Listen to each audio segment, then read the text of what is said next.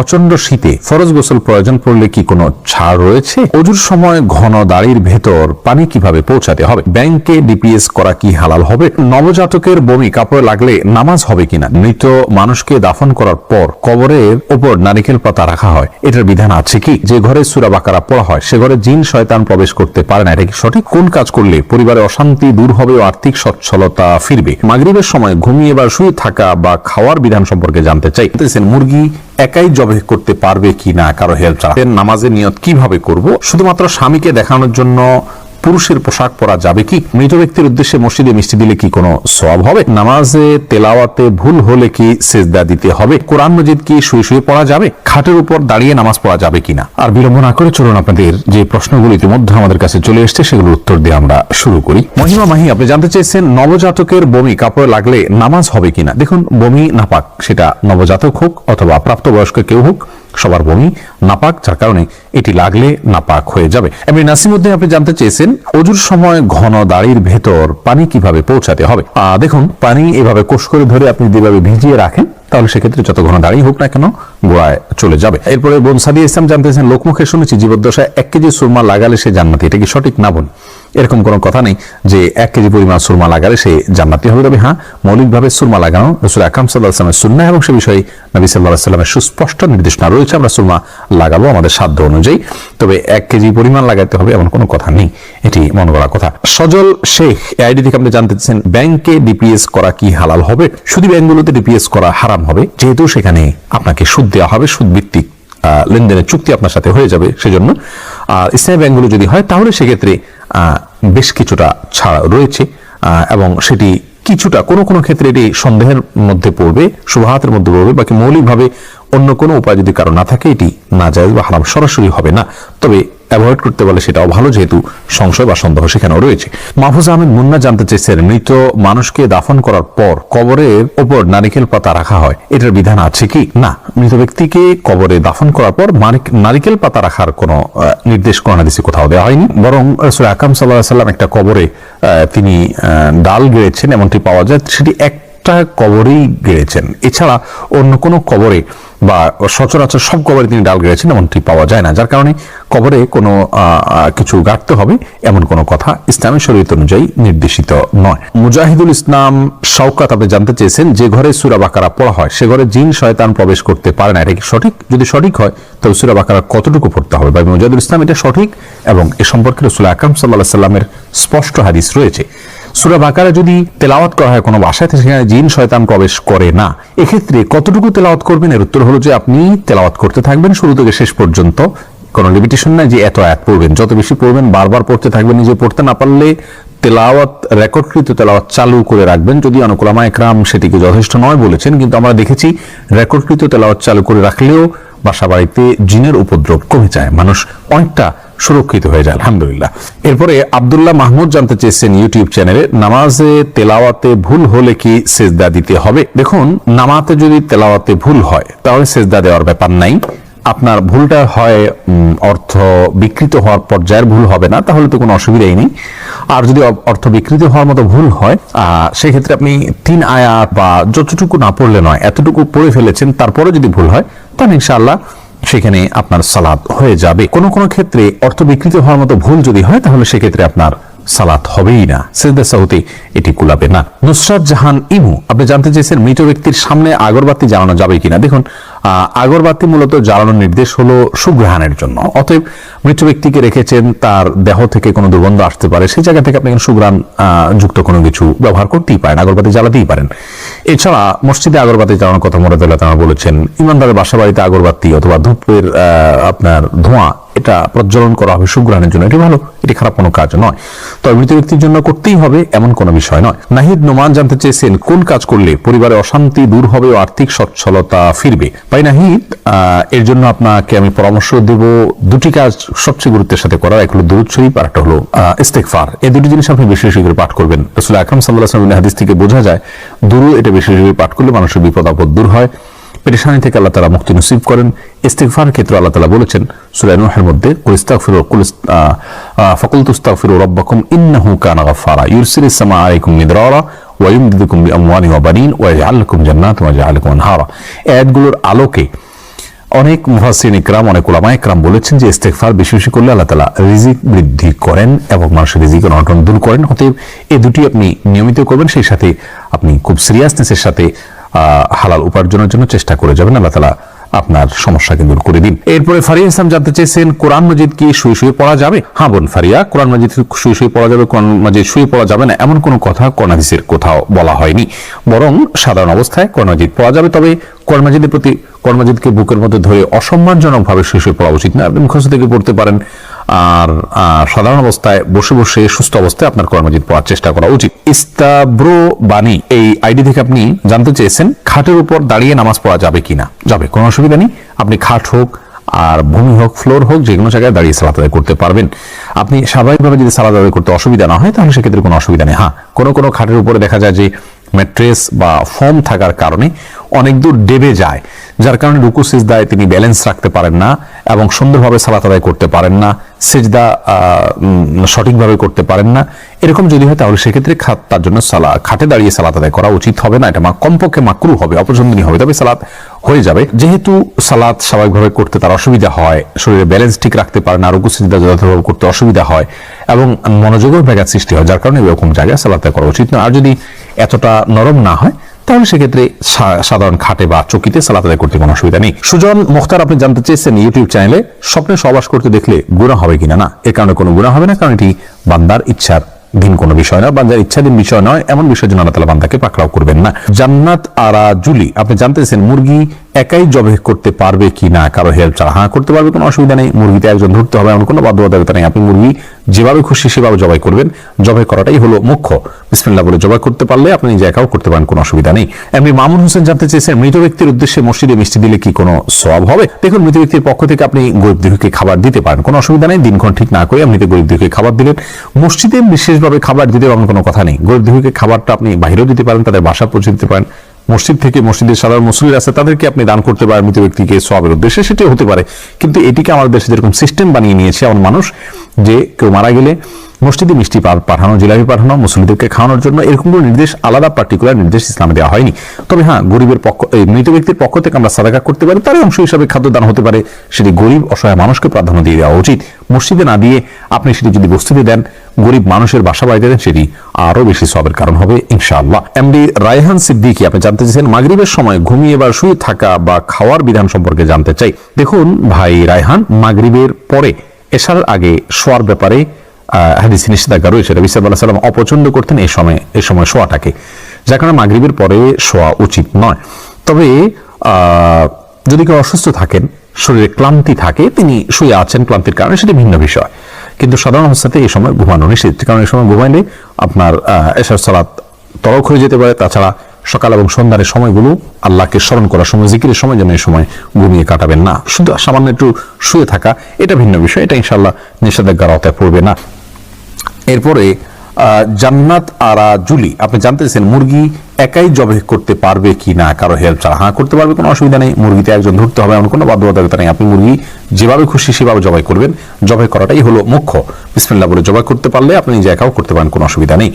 এরপরে আরফিন খান আপনি জানতেছেন, আল্লাহ তাআলার সিফাতি নামগুলো দিয়ে আমলের বিধান সম্পর্কে জানতে চাই। দেখুন, আল্লাহর সিফাতি নাম দিয়ে আমল করা বলতে আপনি কি বোঝাতে চাচ্ছেন সেটি ব্যাখ্যা সাপেক্ষ বিষয়। যদি আল্লাহ তাআলার সিফাতি নাম দিয়ে আমল করা বলতে আপনি এই বুঝিয়ে থাকেন যে আল্লাহর সিফাতের নামগুলো বিশেষভাবে পাঠ করলে বিশেষ কোনো উদ্দেশ্য হাসিল হবে, তাহলে এটা রুকিয়া হিসাবে, জাফর হিসাবে দুনিয়াবি কোনো জিনিস পাওয়ার জন্য আপনি করতে পারেন।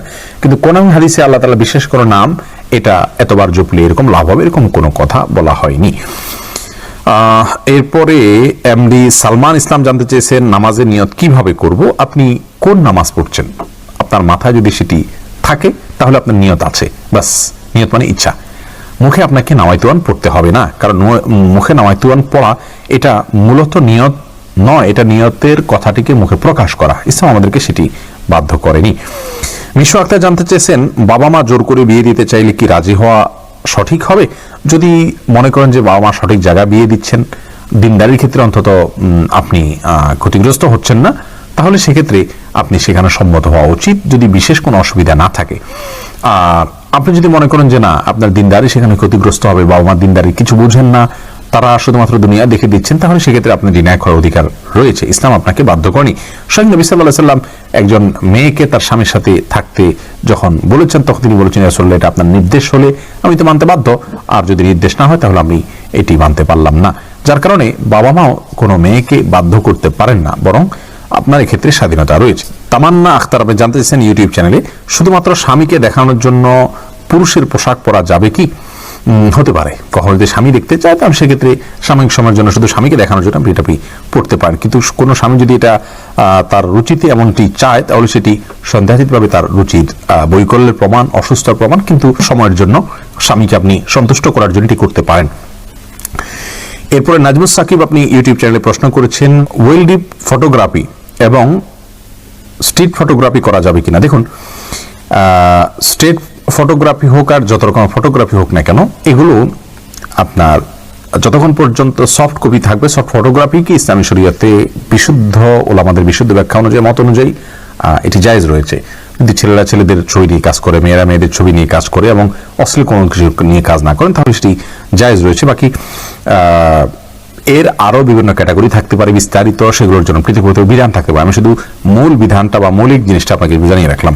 আইন আখতার আপনি জানতে চাইছেন, কোন প্রতিযোগিতায় সফল হতে চাইলে কি আমল করতে হবে। দেখুন, কোন প্রতিযোগিতায় সফলতার জন্য বিশেষ কোনো আমল নেই। ওই প্রতিযোগিতা সফল হওয়ার জন্য যা যা প্রয়োজন আপনার তা করতে হবে, যা পড়া দরকার তা পড়তে হবে, আপনার স্কিল কে উন্নত করতে প্রয়োজন হলে সেটি করতে হবে। সেই সাথে আল্লাহর কাছে সাধারণ সফলতার জন্য আপনি দোয়া করে যাবেন, সাধারণভাবে আপনি যে কোনো ভাষায় দোয়া করবেন। শাকিলা আখতার শাপলা আপনি জানতে চাইছেন, তাহাজ্জুদের নামাজের জন্য বিতর বাদ রাখলে তারপর পিরিয়ড হলে কি করব। পিরিয়ড হয়ে গেলে পিরিয়ড থেকে যখন সুস্থ হবেন তখন পড়ে দিবেন।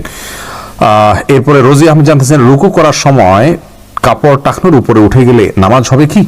দেখুন, রুকু করার সময় যদি টাকনোর উপরে কাপড় উঠে যায়, তাহলে সেক্ষেত্রে আপনার মেয়ে মানুষ হিসাবে সামান্য এক ঝলকের জন্য উঠলো, 1 সেকেন্ড 2 সেকেন্ডের জন্য উঠলো, তাতে গুনাহ হবে না ইনশাআল্লাহ বিইذনিল্লাহ। মেহেদি রাসেল আপনি জানতেছেন, মুসলিম এবং মুসলমানের মধ্যে পার্থক্য কি। ভাই, মেহেদি রাসেল মুসলিম এটি আরবি শব্দ, আর মুসলমান এটি ফার্সি শব্দ, কোনো পার্থক্য নেই।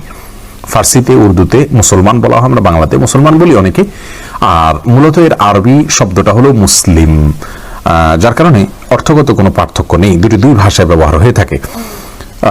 এরপরে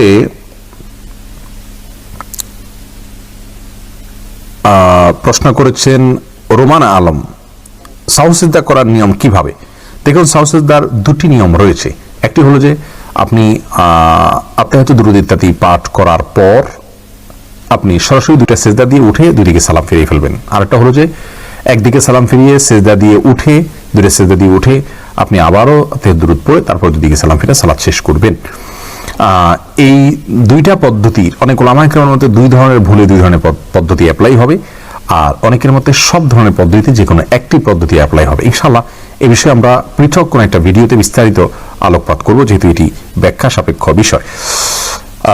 এরপরে মোহাম্মদ সোহেল জানতে চেয়েছেন, কেউ যদি আমার সাথে প্রতারণা করে আর আমি যদি তার সাথে কথা না বলি তাহলে গুনাহ হবে কিনা। আপনি মানুষ দুঃখ থেকে তার সাথে কথা নাই বলতে পারেন, কিন্তু সম্পর্ক ছিন্নের লেভেলে চলে যাওয়া উচিত না। অন্তত সালাম বা সাধারণ কথাবার্তা এটুকু অন্তত হওয়া উচিত। শরীফুদ্দিন সুজন জানতে চেয়েছেন, মেয়েরা পর্দা করে লাইভে কোরআন শিক্ষা অথবা পণ্য বিক্রি করতে পারবে কিনা। পর্দার সাথে মেয়েরা যদি ছেলেদের মধ্যে মার্কেটিং করেন, সেক্ষেত্রে কণ্ঠকে কোনো প্রকার কোমল না করে সম্পূর্ণ পর্দার মধ্যে থেকে তিনি করতে পারবেন। মতিয়ার রহমান আপনি ইউটিউব চ্যানেলে প্রশ্ন করেছেন, বিবাহিত মেয়েদের নাম স্বামীর নামের সাথে যোগ করে রাখা যাবে কিনা। এটি ভুল একটি প্রচলন। যে কোনো মেয়েদের নাম, ছেলেদের নাম যাই হোক, নামের শেষে তার বাবার নাম, তার দাদার নাম, তার বংশের নাম থাকবে। স্বামী তার স্ত্রীর নাম যুক্ত করা বা স্ত্রী তার স্বামীর নামকে নামের শেষে যুক্ত করা এটি সঠিক নয়, কারণ এটি চেঞ্জেবল জিনিস। নাম এটি পরিবর্তনশীল কোনো বিষয় নয়, যার কারণে বাবার নাম শেষে যুক্ত থাকা উচিত, স্বামীর নাম নয়। ফারজানা চৌধুরী আপনি জানতেছেন ইউটিউব চ্যানেলে, আমার নাম ফারজানা ফাহমিন চৌধুরী। আমি যতটুকু জানি আমার নামের থাকা ফাহমিন শব্দটির কোনো অর্থ নেই, তাহলে আমার কি করা উচিত? নামটি পরিবর্তন করা উচিত। করতে হলে আমাকে কি করতে হবে বোন ফারজানা? ফাহমিন এটার অর্থ নেই আপনাকে কে বলেছে। মূলত ফাহমুন শব্দের অর্থ হলো বুঝ বা কনসেপ্ট, আইডিয়া, মানুষের বুঝ, সেটাকে বলা হয় ফাহম। সেটাকে ফাহমিন বলা হতে পারে। তারপরে যায় এটাকে ফার্সিতে আপনার কোনো অর্থে হতে পারে, একেবারে অনর্থক এরকম নয়। আর তাছাড়া এটি এমন কোনো নাম নয় যে নামের অর্থের ভিতরে শিরক বা কুফুর জাতীয় কোনো কিছু আছে, যার কারণে এ নাম পরিবর্তন করার জন্য আপনার বিশেষ কোনো কষ্ট, পরিশ্রম বা কসরত করার প্রয়োজন নেই। এরপরে রাশিদুল ইসলাম শান্ত জানতে চেয়েছেন, প্রচন্ড শীতে ফরজ গোসল প্রয়োজন পড়লে কি কোনো ছাড় রয়েছে? ভাই শান্ত, প্রচন্ড শীতে ফরজ গোসল এর ক্ষেত্রে আপনি ঠান্ডা পানিতে গোসল করা কষ্টকর হলে আপনার জন্য ছাড় রয়েছে। সেই ক্ষেত্রে যদি ঠান্ডা পানি ব্যবহার করলে আপনার অঙ্গহানি হতে পারে, প্রচন্ড রকমের রোগ দেখা দিতে পারে, জীবন নাশের ভয় হয় আপনার, অথচ গরম করার কোনো ওয়ে না থাকে, এরকম যদি হয় তাহলে আপনি তা এমন করতে পারেন। এরকম কোন সিচুয়েশনে যদি পড়েন, এরকম কোনো জায়গায় যদি থাকেন, কিন্তু সচরাচর আমাদের দেশে যে পরিমাণ শীত পড়ে, কিছু যে এলাকাতে পঞ্চগড় ইত্যাদিতে অনেক বেশি শীত পড়ে, সেখানে এরকম কোনো সিচুয়েশন থাকতে পারে।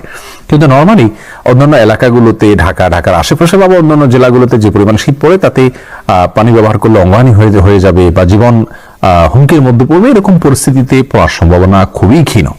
সেই জায়গা থেকে এটি আমাদের জন্য করা জায়েজ হবে না, অর্থাৎ এমন করে নামাজ আদায় করা জায়েজ হবে না, গোসলই করতে হবে। আর গরম পানির ব্যবস্থা কম বেশ প্রায় বেশিরভাগ জায়গায় আজকাল থাকে, একটু কষ্ট হয়, হয়তো একটু বিব্রতকর পরিস্থিতিতে পড়তে হয়, অন্যরা জেনে যাবে, তাতে কি, আমার তো আল্লাহ তাআলার ফরজ নির্দেশ পালন করতে হবে, যার কারণে এটি আপনার অবহেলা করা যাবে না। ফাতেমা বেগম জানছেন, গরুর গোবর কি নাপাক? বোন, গরুর গোবরের পাক নাপাক হওয়া নিয়ে দুটি মত রয়েছে সৌদি আরব স্কলারদের। অনেকে মনে করেন যে সমস্ত পশুর খাদ্য, গোশত খাওয়া হালাল, সেগুলোর পেশাব পায়খানা নাপাক নয়। তবে এর চাইতে অধিক শক্তিশালী হলো এক্ষেত্রে ইমাম আবু হানিফা রাহমাতুল্লাহর মত যে এগুলো নাপাক, অতএব সেই হিসাবে গরুর গোবরকে আমরা নাপাক বলবো। এরপরে মোহাম্মদ শাহিন আলম জানতেছেন, আল্লাহ মাফি আল্লাহ শাফি এটা বলে ওষুধ খাওয়া জায়েজ আছে কিনা? ভাই শাহিন আলম, এই বিষয়ে আমার একটা ভিডিও আছে, ঠিক আল্লাহ শাফি এটুক লিখে বা ওষুধ খাওয়ার দোয়া এরকম লিখে আপনি যদি সার্চ দেন আমাদের এই চ্যানেলে, আমাদের এই পেজে অথবা আমাদের ইউটিউব চ্যানেল সুন্নাহ ফাউন্ডেশনে আপনি সার্চ দিলে পেয়ে যাবেন। বিস্তারিত সেখানে আমরা বলেছি, এটা বলাতে তেমন অসুবিধার কিছু নেই, তো বিসমিল্লাহ বলে পান করলে যথেষ্ট। এরপরে তানজিলুর রহমান জানতেছেন, উঁচু বিল্ডিং বানানো কি জায়েজ আছে? জায়েজ আছে, কোনো অসুবিধা নেই। আল্লাহ তাআলা কোন কোথাও নিষেধ করেন, যে বিষয় ইসলামে নিষিদ্ধ নয়, কোথাও নিষেধ করা হয়নি, সেটি জায়েজ রয়েছে। আমরা নিজে থেকে কোনোটিকে না জায়েজ বলার কোনো কারণ নেই। রাজীব হোসেন জানতেছেন, জুমার নামাজ কি শুধু পুরুষের জন্য ফরজ, মেয়ের জন্য এর বিধান কি? অথচ হাদিসে নবী মুহাম্মদ সাল্লাল্লাহু আলাইহি ওয়াসাল্লাম বলেন, আমি যেভাবে নামাজ পড়ি তোমরা সেভাবে নামাজ পড়ো। ভাই রাজীব হোসেন, রাসূল আকরাম সাল্লাল্লাহু আলাইহি ওয়াসাল্লাম মেয়েদেরকে বাসায় নামাজ পড়তে বলেছেন, আর বাসায় তো আর জুমা পড়া যায় না, এই জন্য মেয়েদের জন্য জুমা পড়া আবশ্যক নয়, এটি হলো বিশুদ্ধ মত। মারিয়া বিনতে তাহের, তবে হ্যাঁ, কেউ জুমা হাজির হয়ে যদি পর্দার সাথে পড়তে পারেন সেটি জায়েজ আছে, কিন্তু তাদের জন্য জুমা আবশ্যক নয়। মারিয়া বিনতে তাহের জানতে চেয়েছেন, হিন্দু কবিরাজের ঝাড়ফুঁক পানি খাওয়া যাবে কি না? হিন্দু কবিরাজ কি পড়ে ঝাড়ফুঁক করে? সে কুফরি কোনো কিছু পড়বে, এটাই স্বাভাবিক, অতএব তার এগুলোকে অ্যাভয়েড করা উচিত। আলামিন শিকদার আপনি জানতে চেয়েছেন, কোন মেয়েকে নির্দিষ্ট করে আল্লাহর কাছে চাওয়া যাবে? দেখুন, কোন মেয়েকে নির্দিষ্ট করে আল্লাহর কাছে চাওয়া নিয়ে একটা ভিডিও আমাদের আছে, কোন ব্যক্তিকে জীবন সঙ্গে এই পেজে আছে, চ্যানেলে আছে, দেখে নেবেন, সেখানে বিস্তারিত বলেছি আমরা। এভাবে না বলে বলবেন, আল্লাহ অমুককে আমার ভালো লাগে, যদি তার মধ্যে তুমি কল্যাণ রাখো আমার সঙ্গে, তাহলে সহজ করে দাও তার সঙ্গে আমার বিবাহ বন্ধনে আবদ্ধ হওয়াকে, আর যদি অকল্যাণ রেখে থাকো তাহলে আমার মন থেকে তাকে মুছে দাও। মহসিনা রিয়া আপনি জানেন, মানুষ কল্পনা করতে ভালোবাসে, কিন্তু কোন রকম কল্পনা করলে গুনাহ হবে। দেখুন, যেই কল্পনা মনে করুন কোন পুরুষ কোন মেয়ে মানুষকে নিয়ে, কোন মেয়ে মানুষ কোন পুরুষ মানুষকে নিয়ে যদি কোনো কল্পনা করেন, বাজে কল্পনা, তাহলে সেটি নিষিদ্ধ এবং হারাম। এছাড়া সাধারণ কল্পনা জল্পনা এটি নিষিদ্ধ না, কোনো গুনাহ করবেন, গুনাহের কল্পনা জল্পনা করাটাও গুনাহ। এছাড়া যদি গুনাহ না হয় তাহলে সেরকম কোনো কিছুর কল্পনা জল্পনা করলে গুনাহ হবে না।